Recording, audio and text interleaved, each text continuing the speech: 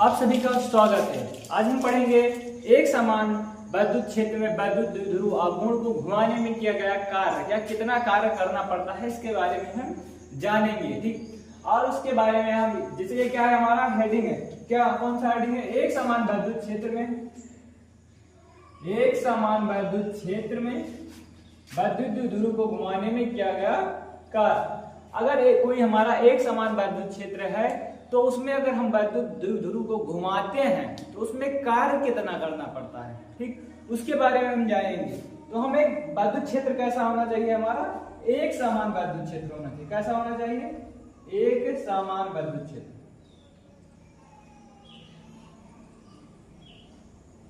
ये हमारा क्या है? एक समान वैद्युत क्षेत्र है। अब एक समान वैद्युत क्षेत्र में हमें क्या रखना है? वैद्युत द्विध्रुव। क्या रखना है? वैद्युत द्विध्रुव को। अब वैद्युत द्विध्रुव है उसे हम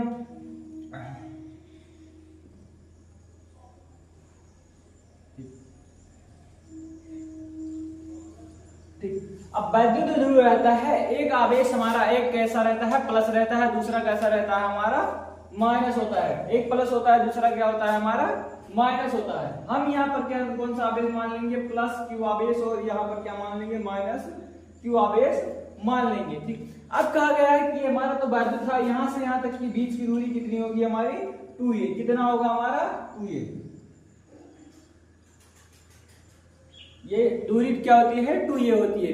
ये मध्य बिंदु हमारा क्या होता है? वो क्या होता है? वो ये तो हमने विद्युत द्विध्रुव में पढ़ा है। वैद्युत द्विध्रुव क्या होता है?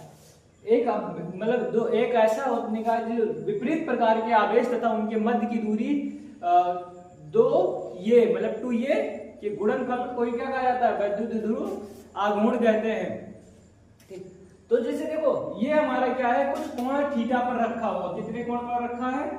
थीटा कोण। हमने इसे कितना माना? θ1 कोण मान लिया। ठीक, अब कहा गया है कि हम अगर इसे ऐसे पकड़ते हैं और ऐसे घुमा देते हैं, मतलब हमने ऐसे वैद्युत द्विध्रुव को रखा है, ऐसे रखा हुआ है, और ऐसे अगर इतना घुमाते हैं या इतना घुमाते हैं तो कितना कार्य करना पड़ेगा, उसी को हमें डिफाइन करना है, बताना है कि कितना कार्य करना पड़ेगा।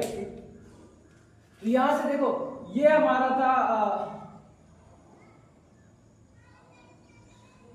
था वैद्युत द्विध्रुव। अब इसको हम प्लस क्यू को यहां ले आए और माइनस क्यू हमारा यहां पर आ गया। ठीक, यहां पर माइनस क्यू हमारा आ चुका है। अब कहा गया है ये हमारा देखो यहां से कोण पहले कितना था? Q1 था। अब यहां से घूमकर कहां हो गया? यहां पर आ गया। मतलब ये कोण कितना हो चुका है? कोण कुछ ना कुछ बदल गया। अब इस कोण को हमने कितना मान लिया है? Q2 मान लिया है। कितना मान लिया है? Q2 मान लिया है। ठीक, तो जैसे देखो हम यहां से पकड़े और इसे यहां पर ले आए तो कितना कार्य करना पड़ेगा। ठीक, अब हमने देखो हम क्या कहते हैं, कोई भी चीज अगर होता है तो हम उसे जब जोड़ नहीं सकते हैं, जैसे क्या किसी चीज का जोड़ना होता है तो हम उसका समाकलन या अवकलन या छोटा सा टुकड़ा लेते हैं, हम वही मानकर सभी को जोड़ लेते हैं। ठीक, किस प्रकार जोड़ते हैं? समाकलन करके। किस प्रकार जोड़ते हैं? समाकलन करके। तो जैसे देखो ये हमें थीटा, हम यहाँ पर क्या करेंगे? अल्प कोण मानेंगे। कौन सा? कितना कोण मानेंगे? अल्प कोण। मतलब अल्प मतलब होता है बहुत छोटा सा कोण होता है। ठीक, तो अल्प कोण, अल्प कोण डी थीटा को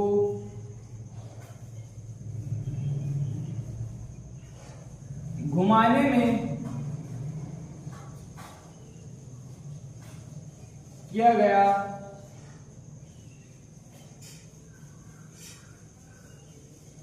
अल्प कार्य। ये क्या है? कहा गया है कि अल्प कोण डी थीटा को घुमाने में किया गया कार्य। अगर हम कोण अल्प ही घुमाते हैं तो कार्य भी कितना करेंगे? अल्प ही कार्य करना पड़ेगा। अब यहां से हमने क्या माना? D theta. ठीक, यह हमारा था अल्प कोण। अब कोई भी चीज अगर अल्प करते हो, ठीक, जैसे अब कोई भी चीज अगर अल्प करोगे तो उसका अगर हम कुछ याद करेंगे, जैसे क्या कहते हैं, हाँ दूरी चलते हैं, ठीक। अगर कोई व्यक्ति 5 किलोमीटर 10 मिनट में जाता है, ठीक। अगर कोई व्यक्ति 5 किलोमीटर 10 मिनट में जाता है तो हम कहते हैं कि हाँ अल्प दूरी लेंगे, हम 1 मीटर मापेंगे। ठीक, तो 1 मीटर अगर मापते हो तो क्या है हमारी अल्प दूरी हो गई, क्योंकि 5 किलोमीटर बहुत बड़ा है। ठीक, उसके मीटर की तुलना में 5 किलोमीटर बहुत ज्यादा हो चुका है। ठीक, तो अगर वो बहुत ज्यादा हो चुका है तो वहां पर अगर हमें 1 मीटर ले रहे हैं तो वो हमारी अल्प दूरी हो गई। और अगर अल्प दूरी हो गई है 1 मीटर तो जो समय लगेगा उसे चलने में वो भी बहुत अल्प ही समय लगेगा। ठीक, उसी प्रकार अगर ये कोण अगर अल्प है तो यहाँ पर जो कार्य भी करना पड़ेगा हमें अल्प कार्य ही करना पड़ेगा। अब जैसे देखो ये हमारा क्या अल्प कार्य किया तो हमने क्या लिखा D theta D W sorry अल्प कार्य किया तो हमने क्या लिखा। अब अगर हमें अल्प कार्य करना पड़ता है तो डी ही लिखना पड़ेगा। टॉ डी थीटा। अब जैसे देखो हम क्या हम जानते हमें पता है कि हम जानते हैं कि हम जानते हैं कि टॉ बराबर क्या होता है पी साइन थीटा। हम जानते हैं कि यहाँ पी बराबर क्या होता है साइन थीटा होता है। मतलब जहां टॉ लिखा है उसके स्थान पे हम क्या रख सकते हैं पी साइन थीटा। डब्ल्यू बराबर टॉ के स्थान पे क्या रखा जा सकता है, यह समीकरण इसे मान लो क्या मान लो 1, या यहां से लिखो टॉ का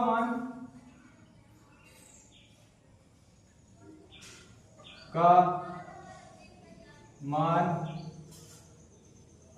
समीकरण फर्स्ट में। ठीक, अब जैसे देखो टॉ जहां लिखा है वहां ये दो आपस में बराबर है, मतलब टॉ के स्थान पे हम क्या लिख सकते हैं पी साइन थीटा। मतलब डी डब्ल्यू बराबर पी साइन थीटा। क्या रख सकते हैं पी साइन थीटा। ये टॉ के स्थान पे रखा गया है और उसके बाद क्या बचा है हमारा डी थीटा। क्या बचा है डी थीटा। ठीक, अगर हमें क्या था अल्पकार था, अल्प हमने क्या लिया अल्पकार किया है अल्प कोण के साथ। ठीक, अगर हम संपूर्ण कार हेतु अगर ये हम क्या पूछे संपूर्ण कार संपूर्ण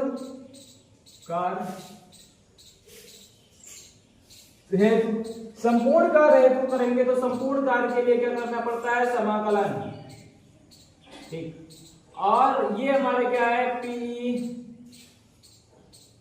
साइन थीटा डी थीटा, इसका भी क्या करेंगे हम समाकलन करेंगे। ठीक, और ये होता है हमारा प्रारंभिक मतलब स्टार्टिंग पॉइंट का जो लिमिट होगा वो, और ये हमारा होता है अंतिम बिंदु। ठीक, अब जैसे देखो अगर हम यहाँ पर खड़े हैं, ठीक हम यहाँ पर खड़े हैं तो हमने कार्य कितना किया जीरो किया, हमने कार्य कितना किया जीरो किया। लेकिन हम ये स्मारकों को उठाकर अगर यहाँ रखते हैं तो यहाँ तो हमारा क्या होगा प्रारंभिक बिंदु है तो यहाँ पर कार्य कितना होगा जीरो होगा। इसलिए जो हम पहले लिखते हैं वो प्रारंभिक बिंदु जो रहता है या प्रारंभिक वेग वही हम लिखते हैं। ठीक, तो अगर प्रारंभ में हमने क्या किया कार्य तो जीरो होगा, लेकिन अंतिम बिंदु पर हमने कुछ ना कुछ कार्य जरूर किया होगा। ठीक, अब कुछ ना कुछ कार्य करेंगे तो इसलिए हमने क्या मान लिया कि हाँ डब्ल्यू हमने कुछ ना कुछ कार्य जरूर किया है।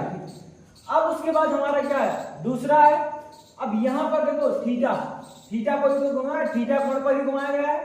पहले देखो प्रारंभ में कितना था कोण थीटा 1 कितना था हमारा थीटा 1, बाद में थीटा 1 से कितना हो गया है थीटा 2, कितना हो गया है थीटा 2। अब ये देखो ये हमारा क्या हो जाएगा डी डब्ल्यू जीरो बराबर जो चीज देखो नियत होती है चाहे समाकलन करो या अवकलन करो, जो चीज हमारी नियत होगी वह समाकलन और अवकलन से हमेशा क्या हो जाते हैं बाहर आ जाते हैं। तो जिसे देखो P क्या है हमारा नियत है, P क्या है P की वैल्यू क्या है हमारा नियत है। अब ये P हमारा नियत है इसलिए क्या हो जाएगा बाहर आ जाएंगे, क्या आ जाएंगे बाहर आ जाएंगे। ये हमारा दिया है साइन थीटा डी थीटा, ये हमारा कोण क्या है थीटा और ये क्या है थीटा 1 है, सॉरी ये कहा क्या है कितना है हमारा 1 है। अब यहां से देखो ये हमारी चीज नियत हो गई, ये क्या लिखा x के पावर dx। अगर साइन रहता है तो उसका साइन समाकलन में क्या होता है माइनस कॉस, ये क्या है sine theta into D theta, क्या है sine theta into D theta. इसकी जो वैल्यू होगी कितनी होती है माइनस कॉस थीटा, कितनी होती है माइनस कॉस थीटा। ये हमने लिख लिया ऐसे एग्जैक्ट, इसमें अभी कुछ नहीं करेंगे। क्या लिखा है P E minus cos theta, कितना हो गया हमारा माइनस कॉस थीटा। अब जैसे देखो हम क्या करते हैं समाकलन अवकलन में कि हाँ जो उसकी वैल्यू होगी लिमिट, इसे हम क्या बोलते हैं लिमिट, क्या बोलते हैं लिमिट। तो जो इसकी लिमिट होगी वह अंतिम लिमिट से प्रारंभिक लिमिट को घटा दिया जाता है। क्या कर दिया जाता है घटाया जाता है। तो जैसे देखो हम क्या कहें हमने कहा है कि हाँ जो अंतिम लिमिट होती है प्रारंभिक लिमिट से घटाया जाता है। मतलब ये W होगा इस पूरे स्थान पर ही हम रखेंगे। हमने W को कहाँ रखा है W, ठीक। ये हमारा था अंतिम लिमिट। अंतिम माइनस क्या होता है माइनस हमने लगा दिया, प्रारंभिक कितना है 0, मतलब इसके स्थान पे कितना रखेंगे हम 0 रखेंगे। हमने फिर ब्रैकेट लगा दिया। उसके बाद देखो जो चीज नियत है वो वैसे ही रहेगा, मतलब ये P हमारा क्या है बाहर ही है। और जैसे देखो अब हमने कहा यहाँ पर लिमिट नहीं लेना, रुको एक सेकंड। ये हमारा क्या है θ1, ये हमारा कोण क्या है θ2 है, ठीक।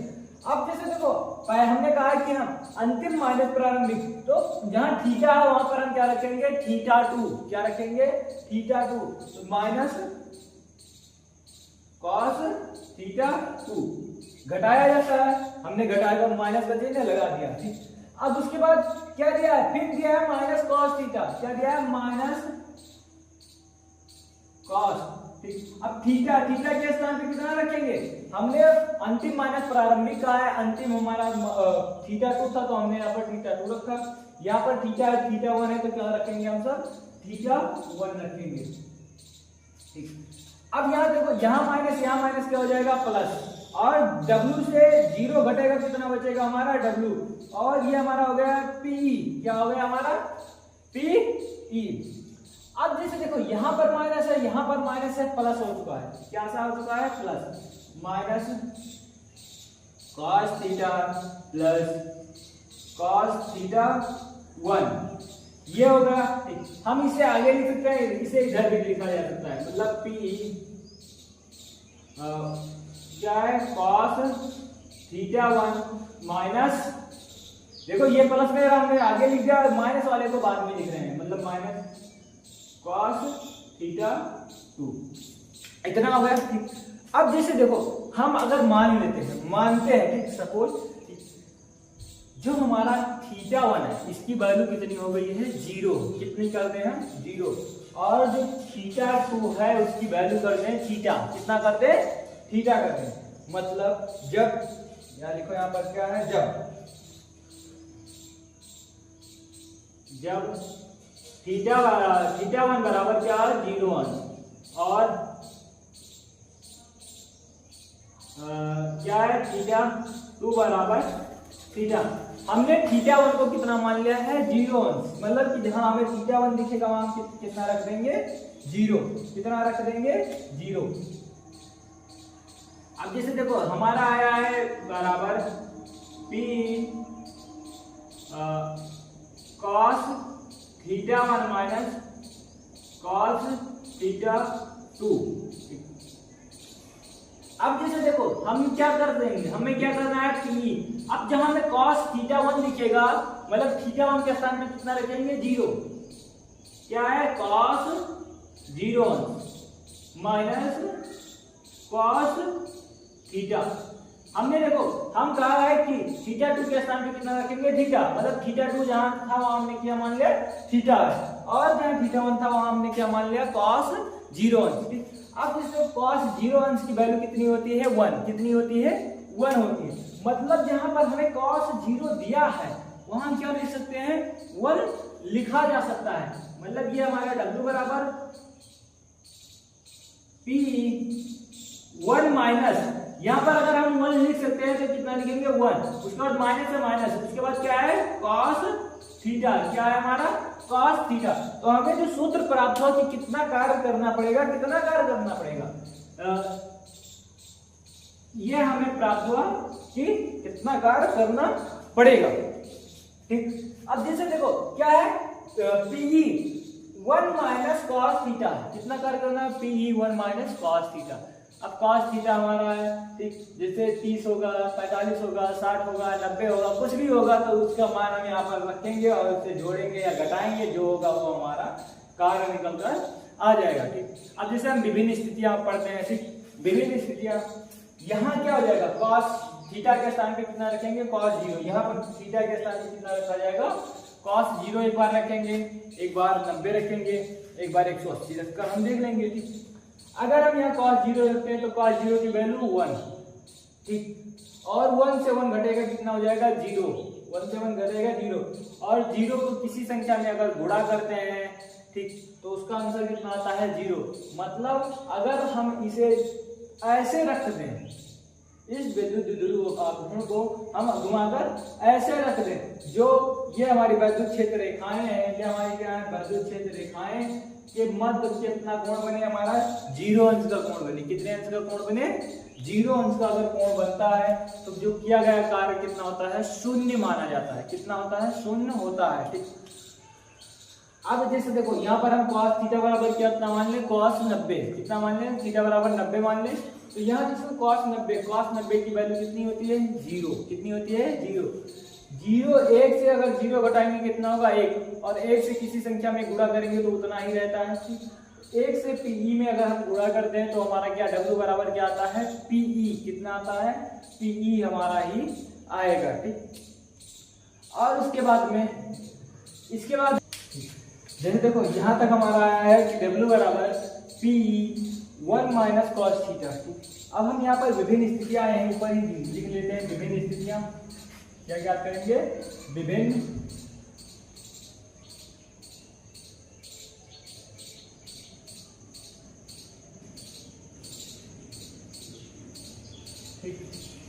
हमने ज्ञात किया कि विभिन्न स्थितियां हमारे क्या है।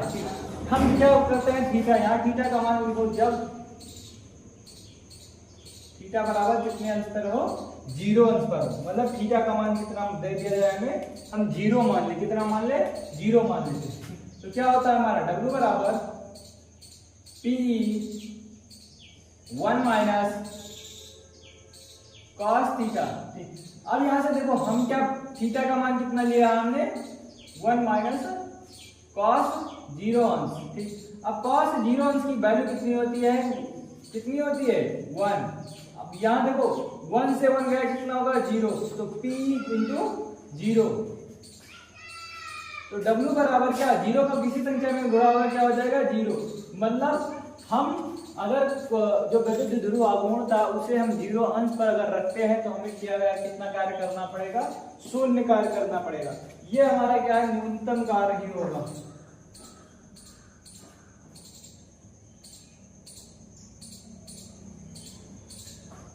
ये कौन सी वैल्यू होगी हमारी, न्यूनतम वैल्यू होगी। उसके बाद हम क्या करेंगे, जब थीटा बराबर कितना दिया हो, जब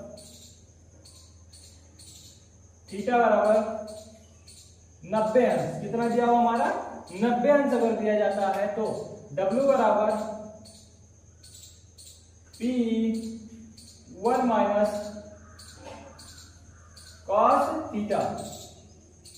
अब यहां से देखो P, अब यहां से हमें जो cos थीटा की वैल्यू कितनी रखनी है, हमें 90 अंश हो गया। ठीक, और 1 माइनस cos 90 की जो वैल्यू होती है वो कितनी होती है 0, कितनी होती है 0। मतलब यहां पर हम कितना लिखेंगे 0 लिखेंगे। अब देखो 1 से हम 0 को घटाएंगे कितना हो जाएगा 1, और किसी संख्या से अगर एक में गुणा, मतलब 1 का किसी संख्या से गुणा होता है तो वो उतना ही रह जाता है। मतलब 1 का गुणा करोगे तो क्या हो जाएगा, P हो जाएगा हमारा, कितना हो जाएगा P हो जाएगा। अब जैसे देखो अगला जो कंडीशन है कि हम थीटा का मान कितना रख दें, 180 रख दें। कितना रख दें, जब थीटा बराबर कितना हो 180 अंश हो, कितना हो हमारा 180 अंश हो। ठीक, यहां से देखो क्या होता है हमारा W बराबर P 1 माइनस cos थीटा, कितना होता है 1 माइनस cos थीटा। ठीक, अब यहां से देखो P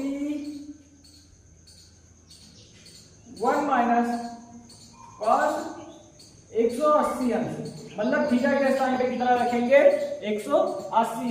अब जैसे देखो क्या होता है cos 180 अंश की वैल्यू कितनी होती है -1, कितनी होती है -1, यहाँ 1 माइनस, अब इसकी भी वैल्यू कितनी होती है -1, कितनी होती है -1।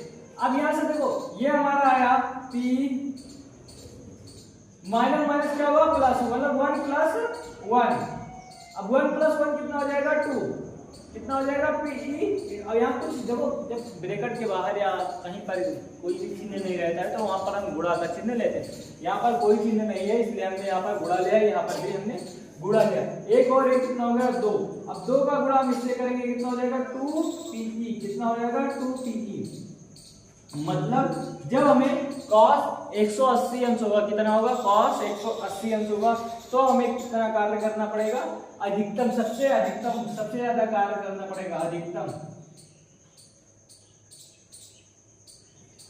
कार्य कहां करना पड़ रहा है, जब थीटा बराबर कितना ले लो तुम 180 अंश ले लो, और अगर थीटा बराबर 0 अंश लेते हो तो न्यूनतम कार्य, सबसे कम कार्य वहीं पर करना पड़ता है। ठीक, मिलते हैं अगले वीडियो में। जय हिंद, जय भारत।